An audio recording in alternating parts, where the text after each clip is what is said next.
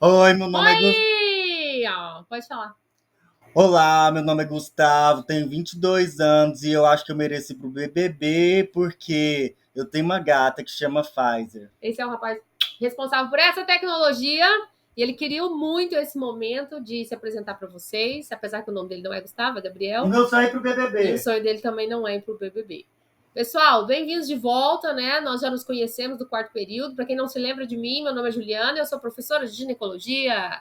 Estamos juntos aqui de novo na matéria de habilidades médicas. E o mundo ideal, nós estaríamos fazendo, tendo essa conversa, né? De uma forma síncrona e pessoalmente, mas nós temos um problema muito grande aqui no sétimo período, que é a carga horária extremamente reduzida. E isso me motivou a tentar estratégias pedagógicas diferentes do que aquilo que eu vinha tentando até então, porque não estava dando muito certo. Olha só, nós temos, essa turma especificamente, a gente tem 9 encontros presenciais, na verdade são 11, mas cada um é de avaliação, então nós vamos ter 9 aulas, digamos assim, e nós temos 21 assuntos. Como é que a gente discute bem 21 assuntos em 9 aulas e 9 encontros, né? Até então eu tinha deixado alguns assuntos de lado, então assim, a gente fazia 2 assuntos por encontro, o que já não é uma coisa assim muito bem executável, né? Não é factível que a gente faça isso de uma maneira, enfim, do jeito que tem que ser feito, com calma. E ainda assim, mesmo que nós continuemos com esse negócio, com essa estratégia de 2 assuntos por aula, a gente vai ver só 18 assuntos.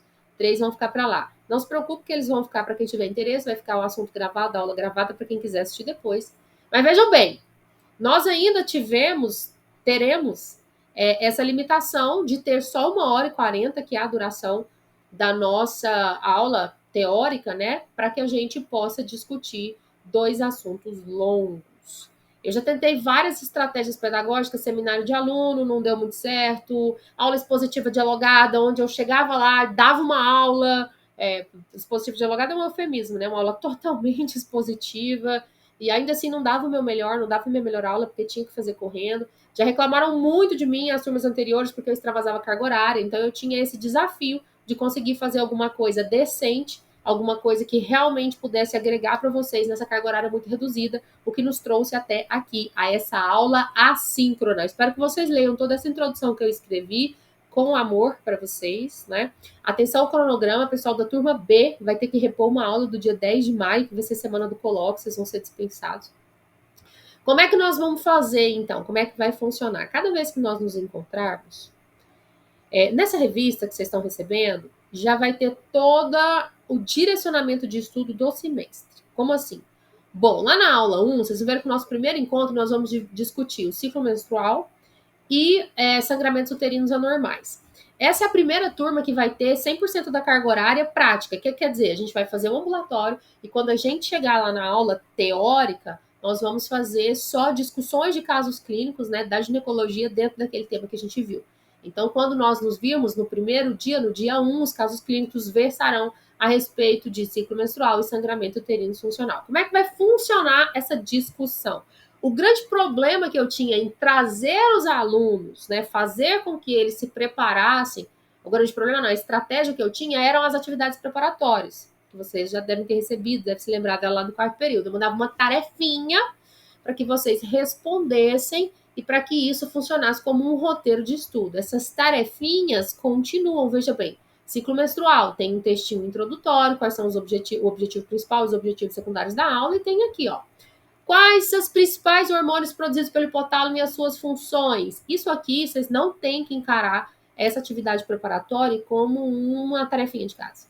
Até porque eu nunca vou conseguir saber quem fez e quem não fez. Até porque as turmas anteriores, a primeira turma fazia e eles iam passando para as outras turmas e a maioria só copiava. As atividades preparatórias, elas funcionam, devem funcionar como um roteiro de estudo para vocês. Então, todas essas perguntas que eu elaborei pensando, o que o meu aluno tem que sair daqui sabendo? Então, a minha sugestão é que vocês usem essa ferramenta dessa maneira. Você pega essas questões, estuda o assunto de uma maneira que faça com que você seja hábil para responder essas questões. Depois que eu respondi isso aqui tudo, já estudei, tô craque. O que a T4 tem diferente das outras turmas, da T1, T2, T3? O que vocês têm que eles não tiveram? A aula gravada. Então você vai dar o play aqui, ó, plá, e vai abrir de novo eu na bolinha, só que dessa vez os meus slides. dando a aula para vocês. Quando a gente se encontrar, é esperado que vocês já tenham estudado o assunto, assistido, resolvido as atividades preparatórias antes da aula. Porque quando chegar lá, nós vamos fazer um TBL, imagino que vocês já devem ter feito, né? Essa estratégia de aprendizado, Team-Based Learning, a gente entra numa plataforma, chama TBL Active, tem tudo lá escrito para vocês.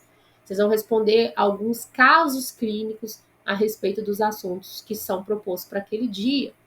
Depois, quando vocês terminarem, vocês vão ser divididos em grupos aleatórios e vão fazer de novo exatamente o mesmo questionário. Só que agora podendo discutir com o coleguinha, para ver, enfim, para fazer com que os nossos encontros presenciais sejam realmente só momentos de discussão e de aperfeiçoamento e de aparar arestas, e que nós não gastemos o nosso precioso tempinho, enfim, com coisas que podem ser feitas assim, via eu na bolinha nos slides para vocês, certo?